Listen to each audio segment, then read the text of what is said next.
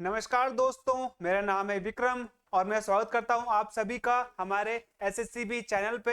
So guys, सबसे important चीज, SSCB में हम लोगों ने एसएससी के एग्जाम्स के लिए अपनी पॉलिटी की सीरीज को स्टार्ट कर दिया है, जो कि आपके एग्जाम पॉइंट ऑफ व्यू से बहुत इंपॉर्टेंट होने वाली है।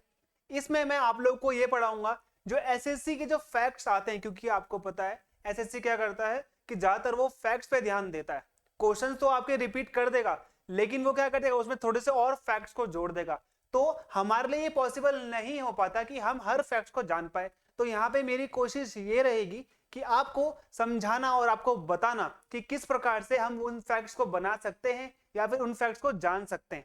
So first of all guys, मैं बताता हूँ आपको, ये आपके सभी जो हम सीरीज चलाएंगे गाइस, ये बहुत इंपॉर्टेंट होगी आपके सभी गवर्नमेंट एग्जाम्स के लिए। So first of all guys, जो सबसे इंपॉर्टेंट जो हमारा एक एक्सपेक्ट आता है, तो वो यहीं पे ये आता है कि व्हाट इज कॉन्स्टिट्यूशन। संविधान क्या है? अगर हम बात करें संविधान की, तो संविधान क्या एक रूल बुक है? क्या ये फिर ऐसी कानून की किताब है जिससे एक देश आगे चल सकता है? तो मेरा आंसर है हाँ, ये एक बुक है जिससे किसी देश की सरकार आगे बढ़ती है। किसी देश की जुडिशरी, एग्जीक्यूटिव, लेजिस्लेशन, ये अगर तीनों मिलजुल के काम कर रही है, तो वो किस लिए काम कर रही है? क्योंकि उस देश में संविधान है। अब वो संविधान हेल्प करता है इन तीनों को आपस में वर्क करने से। ठीक है, इन तीनों को आपस में सहयोग भी होना बहुत जरूरी है, लेजिस्लेचर का एग्जीक्यूटिव से, एग्जीक्यूटिव का जुडिशरी से। अगर इन तीनों का सहयोग आपस में नहीं होगा तो वो देश विखंडित हो जाएगा, एक तरीके से डिसइंटीग्रेट हो जाएगा। तो यहां पे मैं आपको बता देता हूं, अगर संविधान की बात करें हम, तो अगर मैं आपसे ये पूछता हूं कि पहला ऐसा देश जिसने संविधान लिखा था, तो वहां पे हमारा आंसर हो जाएगा यूएसए, यानी कि United state of America. America ने सबसे पहली बार कानून को लिखा था।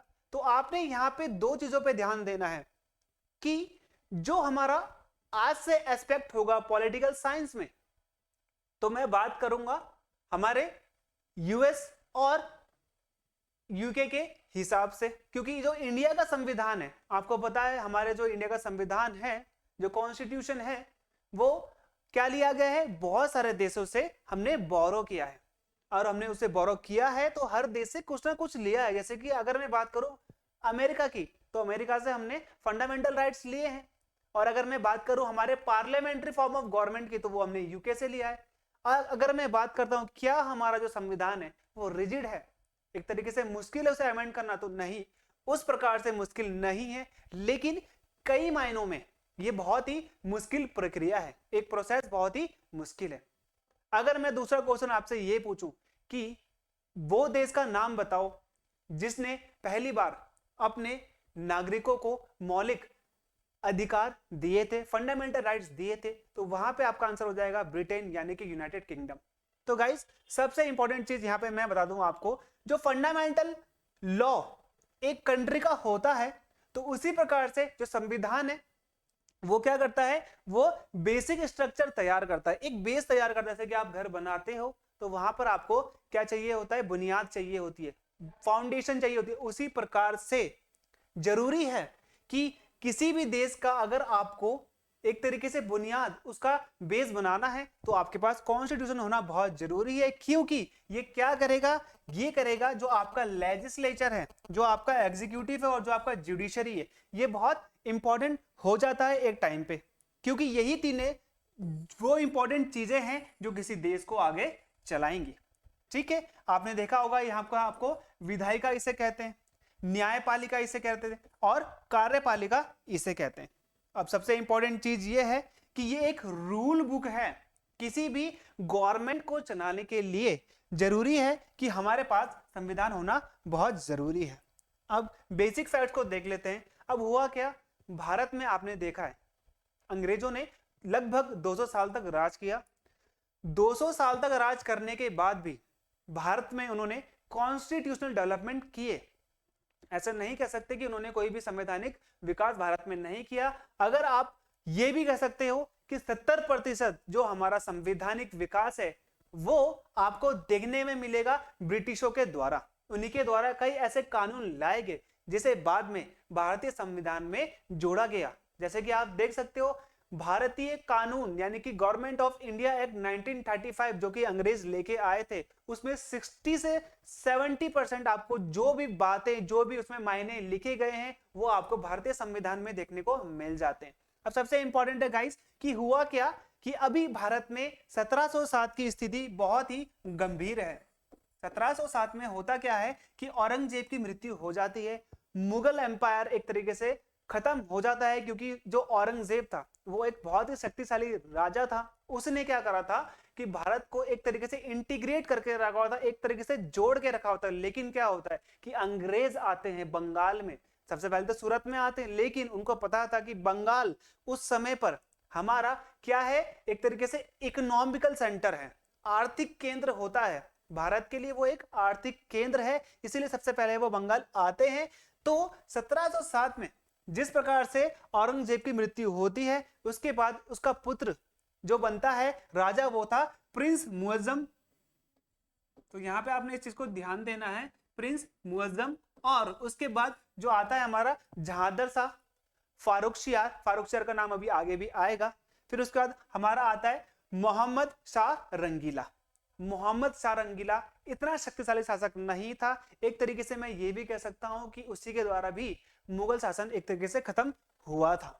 तो हम ये मान सकते हैं कि जो हमारी सेंट्रल अथॉरिटी थी, यानी कि केंद्रीय जो सरकार थी, वो बिल्कुल पूर्ण रूप से खत्म हो चुकी थी, और इसी का फायदा अंग्रेजों ने उठाया, क्योंकि औरंगजेब की मृत्यु हो चुकी थी। औरंगजेब ने हर हाल में यह चाहा कि विदेशी यानी कि यूरोपीय भारत में ना आए, तो उसने कई जगहों पर उनको रोका भी था, पूर्णतः भारत में आने से एक तरीके से प्रतिबंध लगाया हुआ था।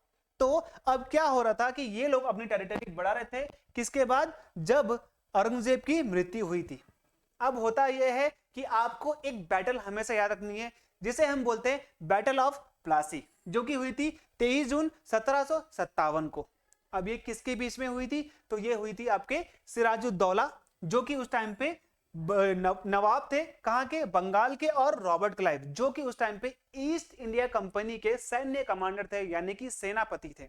अब ये सेनापति थे, तो इनके पास एक बहुत बड़ी सेना हुआ करती थी। लेकिन इस युद्ध का परिणाम मैं आपको बता देता हूं, इस युद्ध का परिणाम यह था कि जो बंगाल की सेना थी बहुत ज्यादा हुआ करती थी। एक टाइम पे आप ये मान लीजिए कि 50,000 के सैनिक वो लेके चलते थे, उनके पास तोप वाली सेना भी थी, तोपखाना जिसे बोलते हैं हम। लेकिन जो अंग्रेज थे उनके पास पैदल सेना भी बहुत कम थी, आप 5,000 समथिंग मान सकते हो, लेकिन उनके पास जो कैनन थी, जो तोपें थी, वो हाई क्वालिटी की थी। और उन्होंने सबसे इंपॉर्टेंट चीज ये करी कि जो इसका एक प्रतिद्वंदी था, किसका, सिराजुद्दौला के, एक तरीके से आप उसे वजीर प्रधानमंत्री मान सकते हो, मीर जाफर, उसे अपने साइड में कर लिया, उसे अपने फेवर में कर लिया। और मीर जाफर ने जब लड़ाई युद्ध हो रहा था, तो वो किसकी तरफ लेके चले गए अपनी सेना, अंग्रेजों की तरफ लेके चला गया, जिस कारण से हुआ ये कि वो सेना हार गई। एक तरीके से उनपे बहुत सारा उनको लीडरशिप नहीं मिली, नेतृत्व नहीं मिला, और जो नवाब की सेना थी वो पूर्ण रूप से वहां पर हार जाती है, बहुत सारे वाउंडेड होते हैं। तो यहां पर जो बैटल ऑफ प्लासी थी 23 जून 1757 में, ये एक बहुत ही बड़ा एक रोल प्ले करती है, किस चीज में, भारत के संविधान के निर्माण होने में। क्योंकि इसी दिन के बाद 1757 के बाद होता क्या है कि यहां पर अब अंग्रेज क्या कर रहे हैं, धीरे धीरे अपना पैर पसार रहे हैं। पैर पसारने का मतलब है धीरे धीरे वो अपनी पावर को बढ़ा रहे हैं। लेकिन एक और मौका आता है भारत के पास 1764 में। यह 1764 का मौका था बैटल ऑफ बक्सर का, जिसमें आपको 3 राजा देखने को मिलते हैं, मीर कासिम, शुजाउद्दौला, और जो आपका तीसरा आएगा वो आएगा आपका शाह आलम द्वितीय। अभी जो शाह आलम द्वितीय था, ठीक है, ये मुगल शासक था, यानी कि ये मुगल, अवध और बंगाल, ये तीनों ने मिलकर एक सेना बनाई, और ये सेना चाहती थी कि हम अंग्रेजों को पूर्ण रूप से क्या करते हैं, खत्म कर दे भारत से और भेज दे। लेकिन ऐसा नहीं हो पाया, क्योंकि अभी मैं आपको बता देता हूं, यहां पर जो बंगाल का नवाब था उस समय मीर कासिम, और ये जो शुजाउद्दौला, ये नवाब ऑफ अवध, ये दोनों तो मिलकर साथ रहे। लेकिन यहां पर इस युद्ध में शाह आलम ने धोखा दे दिया। अब आपको बता देता हूं, इस युद्ध में अंग्रेजों का कमांडर था हेक्टर मुनरो, और आपको 3 राजाओं के नाम मैंने बता दिए हैं, जिसमें से शाह आलम सेकंड ने धोखा दिया था इन दोनों को, और इस वजह से जो इनकी युद्ध में जो सेना थी वो हार गई थी। तो आपने याद रखना बैटल ऑफ बक्सर क्या है, 1764 में हुई थी, जिस कारण से और अब जो EIC है उनका जो पैर है, उनका जो पावर है वो और ज्यादा बढ़ चुकी थी और वो अब और भी ज्यादा शक्तिशाली हो चुके थे। लेकिन अब एक और वक्त आता है 1765 में। 1765 में क्या होता है गाइस कि जो ये बंगाल क्या होता था, पहले जो बंगाल का कंट्रोल था वो पहले मुगल के पास था, क्योंकि जो बंगाल में नवाब थे वो मुगल के अंतर्गत ही काम किया करते थे। लेकिन अब हुआ ये कि जो बंगाल का कंट्रोल था वो कंपनी ने ले लिया, किन से, मुगलों से, ठीक है। क्योंकि आपको पता है जो शाह आलम टू था, जिसका नाम अभी आपने 1764 में बैटल ऑफ बक्सर में देखा, जिसने धोखा भी दिया था, तो शाह आलम द्वितीय ने क्या करा, बंगाल के दीवानी राइट, बंगाल के दीवानी राइट, दीवानी राइट क्या होते हैं, राजस्व अधिकार। राजस्व अधिकार का मतलब क्या है कि अब आप लोगों से टैक्स भी वसूल सकते हो, राजस्व ले सकते हो, एक तरीके से आप उनसे कमाई कर सकते हो, वो कमाई के आपके लिए स्रोत बन चुके हैं। रेवेन्यू का अधिकार उनको दे दिया, पुलिसिंग का अधिकार उनको दे दिया कि अब आप यहां पर कानून व्यवस्था को भी क्या करोगे, संभाल सकते हो, क्योंकि आप रेवेन्यू देख रहे हो, ठीक है। हालांकि अभी भी न्याय व्यवस्था राजा के पास थी, जो वहां पे नवाब था। तो यहां पे आपने इस चीज को समझना है कि 1765 में अंग्रेजों को दीवानी राइट दे दिया गया था बंगाल का, और उस समय मैं आपको बता देता हूं बंगाल में आपको उड़ीसा और बिहार भी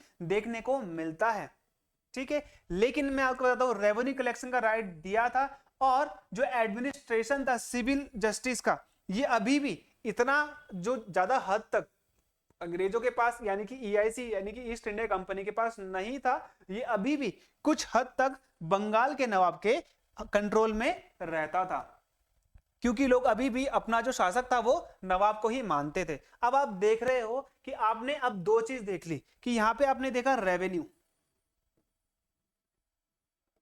दूसरा आपने देखा यहां पे जस्टिस, आप इसको लॉ एंड ऑर्डर से भी मान सकते हो।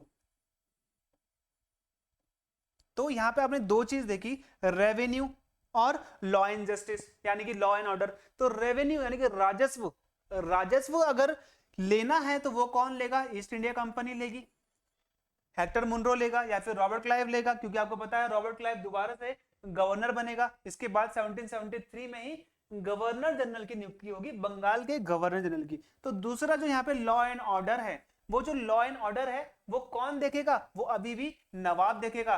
जिस नवाब को कौन नियुक्त करेंगे, जिस नवाब को ईस्ट इंडिया कंपनी नियुक्त करेगी। और मैं आपको बता देता हूं जो नवाब ईस्ट इंडिया कंपनी नियुक्त करती थी उसको इतना परेशान कर देती थी कि उसको अपना जो खाने का चम्मच है वो भी अंत में उनको देना पड़ता था, क्योंकि ऐसी कहावत सामने आई है कि जो मीर जाफर था उसने अपने अंत समय में भी जो अपने खाने वाला जो चम्मच था वो अंग्रेजों को दे दिया था, क्योंकि वो सोने का था। उन्होंने उसको इतना लूटा क्योंकि मीर जाफर ने धोखा दिया था सिराजुद्दौला को, और उसके बाद उसे नवाब बनाया गया था। तो यहाँ पे आपने इस चीज को समझना है कि डायरकी यानी कि दोहरी सरकार, यानी कि दो गवर्नमेंट क्यों बोली गई, क्योंकि यहाँ पे आपने देखा कि रेवेन्यू और जस्टिस, रेवेन्यू कोई और देख रहा है, जस्टिस कोई और देख रहा है, यानी कि लॉ एंड ऑर्डर कोई और देख रहा है। तो यहाँ पे क्या होगी, दो गवर्नमेंट होगी, एक तो नवाब हो गया और एक ईस्ट इंडिया कंपनी हो गई। तो ईस्ट इंडिया कंपनी सिर्फ आपसे पैसे लेगी, लेकिन आपको न्याय कौन देगा, आपको न्याय देगी नवाब, यानी कि राजशाही। तो इसे बोलते हैं हम डायरकी, जो कि चलती रही 1765 से 1772 तक।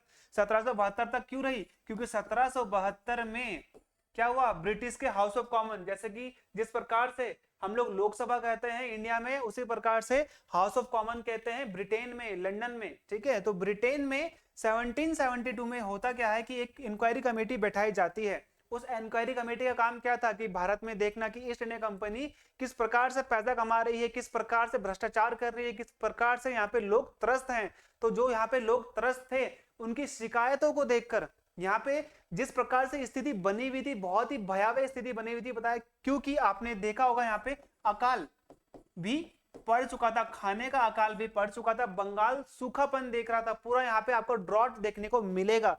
तो गाइस सबसे इंपॉर्टेंट चीज है 1765 से 1772 तक आपको दोहरी सरकार देखने को मिलती है। इस दोहरी सरकार ने पूरा का पूरा क्या करा, यहाँ पे हर चीज को बर्बाद कर दिया लोगों की शिकायतों के द्वारा। जो मनी लैंडर्स थे, जो यहाँ पे एक तरीके से बड़े बड़े ठाकुर थे, बड़े बड़े लैंडलॉर्ड्स थे, जमींदार थे, उन्होंने क्या मांगा, ब्रिटिशर से एक इंक्वायरी कमीशन मांगा। इस इंक्वायरी कमीशन ने जो इंक्वायरी कमीशन बैठाई गई थी, ये कहाँ बैठाई गई थी, ब्रिटिश के हाउस ऑफ कॉमन्स में बैठाई गई थी।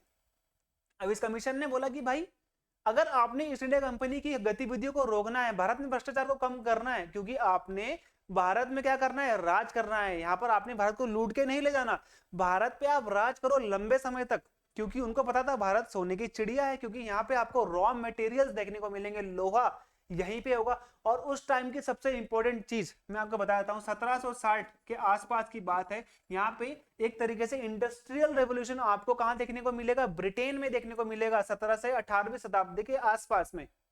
वहां पर सबसे इंपॉर्टेंट चीज अभी क्या होती थी, अभी होती थी नील और कॉटन, यानी कि इंडिगो एंड कॉटन, ये आपको दोनों चीज देखने को मिलेगी। तो ये दोनों चीज इंडिगो एंड कॉटन ये बहुत ही इंपॉर्टेंट थी उस टाइम पे, क्योंकि इंडस्ट्रियल रिवॉल्यूशन इंग्लैंड में अपने चरम उत्कर्ष पे था, यानी कि बहुत ज्यादा प्रोसेस हो रहा था, तो वहां पे उनको कॉटन चाहिए था। और कॉटन का उस टाइम पे सबसे बड़ा प्रोड्यूसर इंडिया हुआ करता था, तो जो इनको कॉटन चाहिए थी बेस्ट क्वालिटी की, वो इंडिया से ले जाते थे कम दाम पर, और बाद में उसे कपड़ा बनाकर भारतीयों को ही बेचते थे, क्योंकि ये आपका आगे आएगा जब हम पढ़ेंगे drain of wealth. So guys सबसे इंपॉर्टेंट चीज है, यही चीज को देखकर जो इन्हें भ्रष्टाचार देखा, जो इनके ऑफिसर्स, ईस्ट इंडिया कंपनी के जो ऑफिसर्स थे बहुत मालामाल हो रहे थे, वो इंग्लैंड में जा रहे थे और बहुत ऐशो आराम से जिंदगी जी रहे थे, क्योंकि आपको पता है 1773 में वॉरेन हेस्टिंग्स आ जाएंगे, ठीक है। तो वो बहुत उनका इंपॉर्टेंट सिनेरियो ये रहा कि वो खुद एक पहले ऐसे गवर्नर जनरल रहे ईस्ट इंडिया कंपनी के, जिनको हटाया गया उनके पद से, क्योंकि उनके पास बहुत ज्यादा धन पाया गया था। तो यहाँ पे आपने समझना जरूरी है गाइस कि जो रेगुलेटिंग एक्ट है 1773 का, ये रेगुलेशन क्या है, रेगुलेशन का मतलब है आप पर रोक लगाई जाती है कि अब आप ये सब नहीं करोगे, अब आप कानून के हिसाब से चलोगे, क्योंकि इससे पहले कोई कानून नहीं था। नवाब और ईस्ट इंडिया कंपनी दोनों मिलकर कानून को देखती थी, और जो उनको सही लगता था वो उसी हिसाब से चलते थे। तो अब क्या हुआ, 1773 के रेगुलेटिंग एक्ट के बाद जो ईस्ट इंडिया कंपनी थी उसके लिए कॉन्स्टिट्यूशन लाया गया, संविधान लाया गया कि भाई अब जो आप राज कर रहे हो, जो रेवेन्यू आप ले रहे हो, ऐसा नहीं है कि किसी से आप 50% रेवेन्यू ले रहे हो, किसी से आप 10% ले रहे हो, किसी से आप 5% ले रहे हो, किसी से आप 90% ले रहे हो, ऐसा नहीं होगा। अब आपको एक पर्टिकुलर आपको देना पड़ेगा कि आपको सिर्फ 5% लेना है, आपको 10% लेना है, आपको ये टैक्स यहां से लेना है, आपको ये टैक्स वहां से लेना है। तो एक कॉन्स्टिट्यूशन हमने बना दिया था 1773 में। तो यहां से शुरुआत होती है गाइस हमारे संविधान की। तो भारतीय संविधान की शुरुआत आप देख रहे हो पूर्ण रूप से 1773 से मानी जाती है, जब ईस्ट इंडिया कंपनी यानी कि अंग्रेजों के लिए संविधान आया था, क्योंकि ईस्ट इंडिया कंपनी ने भारत में बहुत ज्यादा भ्रष्टाचार कर दिया था, लोग यहाँ पर त्रस्त हो चुके थे। और इंग्लैंड, जो इंग्लैंड की सरकार थी, वो खुद चाहती थी कि जो ईस्ट इंडिया कंपनी है उस पर हम क्या करें, एडमिनिस्ट्रेशन करें, यानी कि उस पर हम प्रशासन करें, अपनी रोक टोक लगाएं। तो वो लोग क्या लेके आते हैं, यहाँ पे रेगुलेटिंग एक्ट लाते हैं, जिस प्रकार से उन लोगों ने कंपनी के ऊपर थोड़ी बहुत क्या लगाई, रूल्स एंड रेगुलेशन को लगाया। तो गाइज ये था हमारा कि संविधान क्या होता है, कैसे हमारे डेवलपमेंट हुए थे, और किन किन गतिविधियों से भारत आगे बढ़ा। तो गाइज एसएससी को सब्सक्राइब करना ना भूलिएगा, शेयर भी करें दोस्तों के साथ, बताएं दोस्तों को, क्योंकि गाइज इससे मुझे और हमारी टीम को बहुत मोटिवेशन मिलता है। ऐसे ही कंटेंट आपके लिए लाता रहूंगा। मिलते हैं हमारे अगले वीडियो में। This is Vikram Singh signing off.